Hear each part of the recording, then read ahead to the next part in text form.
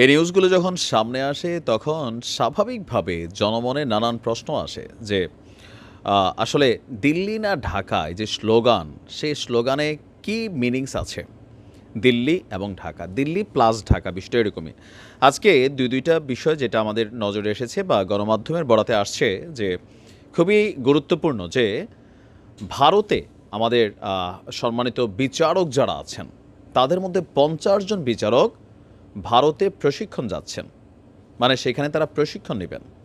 Number 2 হচ্ছে, আরেকটা news হচ্ছে যে দিল্লি এবং ঢাকার মধ্যে সুবাতাস বইতে শুরু করেছে। আমাদের পররাষ্ট্র উপদেষ্টার একটা বক্তব্যকে কেন্দ্র করে ইভেন আইন মন্ত্রণালয় কর্তৃক ভারতে প্রশিক্ষণে যাওয়ার জন্য আমাদের সম্মানিত ৫০ জন যে বিচারককে অনুমতি দেওয়া হয়েছে। তবে এখানে বলে রাখি, বাংলাদেশ সরকারের একটা টাকাও নাকি খরচ হবে না, পুরা ব্যয়ভার ভারত বহন করবে।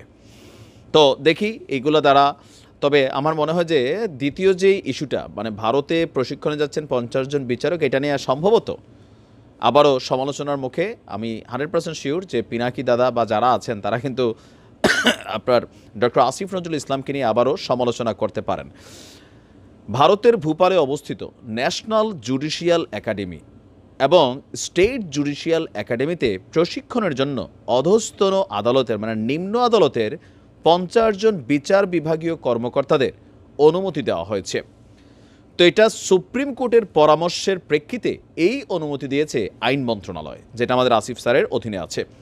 প্রশিক্ষণের জন্য কারা কারা যাচ্ছেন? সহকারী জজ, সিনিয়র সহকারী জজ, যুগ্ম জেলা এবং দায়রা জজ, অতিরিক্ত জেলা ও দায়রা জজ, জেলা ও দায়রা জজ এবং সমপর্যায়ের কর্মকর্তাদের মনোনয়ন দেওয়া হয়েছে। এসব বিচার বিভাগীয় কর্মকর্তারা আগামী 10 থেকে 20 ফেব্রুয়ারি পর্যন্ত প্রশিক্ষণে অংশ নেবেন। তবে যেহেতু এত আগে নিউজটা চলে আসছে, এই নিয়ে আবার কি আলোচনা হয়, ছাত্ররা কী ধরনের স্লোগান দেয় বা প্রেক্ষাপটটা কী তৈরি হয়, এই কার্যক্রমটা আদৌ আসলে সেই পর্যন্ত হয় কিনা সেটাও একটা ইস্যু। আইন মন্ত্রণালয়ের আইন এবং বিচার বিভাগের দেওয়া এই সংক্রান্ত বিজ্ঞপ্তিটিতে বলা হয়েছে, সুপ্রিম কোর্টের পরামর্শের প্রেক্ষিতেই আগামী 10 থেকে 20 ফেব্রুয়ারি ভারতের সেই প্রশিক্ষণ মানে যে আছে সেখানে আমাদের ৫০ জন বিচার বিভাগীয় কর্মকর্তাকে অনুমতি দেওয়া হলো। প্রশিক্ষণের যাবতীয় ব্যয় ভারত সরকার বহন করবে, বাংলাদেশের কোনো টাকা পয়সা খরচ হবে না। আইন, বিচার এবং সংসদ বিষয়ক মন্ত্রণালয়ের আইন ও বিচার বিভাগের উপসচিব যিনি আছেন প্রশিক্ষণের দায়িত্বে, ডক্টর আবুল হাসানার স্বাক্ষরিত এক বিজ্ঞপ্তিতে এই কথা বলা হয়েছে। এই নিউজটি প্রকাশিত হবার পর আপনার ইন্ডিপেন্ডেন্ট 24 টিভিতে আমরা যখন নিউজটি দেখছি, এই নিউজটি ঠিক নিচেই কমেন্টে মানে নেটিজনদের নানান আলোচনা সমালোচনা, আপনি কমেন্টে গেলেই দেখবেন যে আসলে কী বইছে। এবার আমরা আসি কালবেলার একটা নিউজের দিকে মনোযোগ দিচ্ছি। সুবাতাস বইছে দিল্লি এবং ঢাকা সম্পর্কের পালে। এখানে তারা যে জিনিসটাকে কোড আনকোড উপস্থাপন করেছে যে গত 1 জানুয়ারি আমাদের পররাষ্ট্র উপদেষ্টা তৌহিদ হোসেন স্পষ্ট করে বলেছেন, যুক্তরাষ্ট্র, ভারত এবং চীন 2025 সালে এই 3 বড় শক্তির সঙ্গে সুসম্পর্ককে রক্ষার অগ্রাধিকার দিবে সরকার। তার মানে ভারতকে বাদ দিয়ে এখানে পাকিস্তানের নাম কিন্তু আসা নাই। আর ঢাকার সঙ্গে দিল্লির সম্পর্ক কেবল একটি ইস্যুতে আটকে থাকবে না, বরং আরও বিস্তৃত হবে। তো একটা ইস্যু কি? শেখ হাসিনার প্রত্যর্পণের যেই ইস্যুটা আছে, বলা হচ্ছে যে আপনার যে শেখ হাসিনার প্রত্যর্পণের ইস্যুটার মধ্যে এটা যদি সুরাহা না হয় তাহলে কিভাবে এগিয়ে যাবে।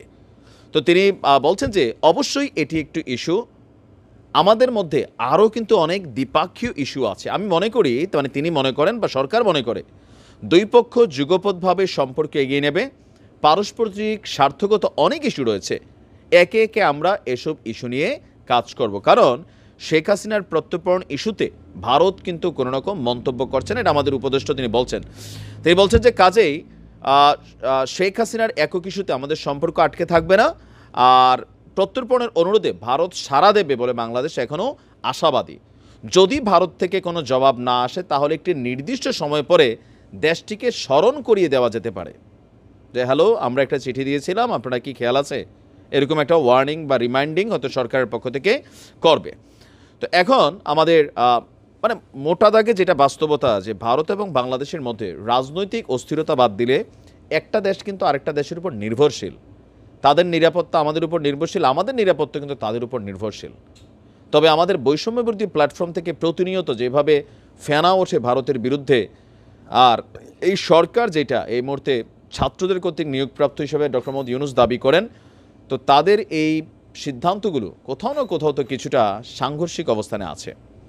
এই নিউজটা মাত্র গতকালকে আসছে, দেখা যাক এটা নিয়ে আবার কোন ধরনের রিয়েকশন হয়।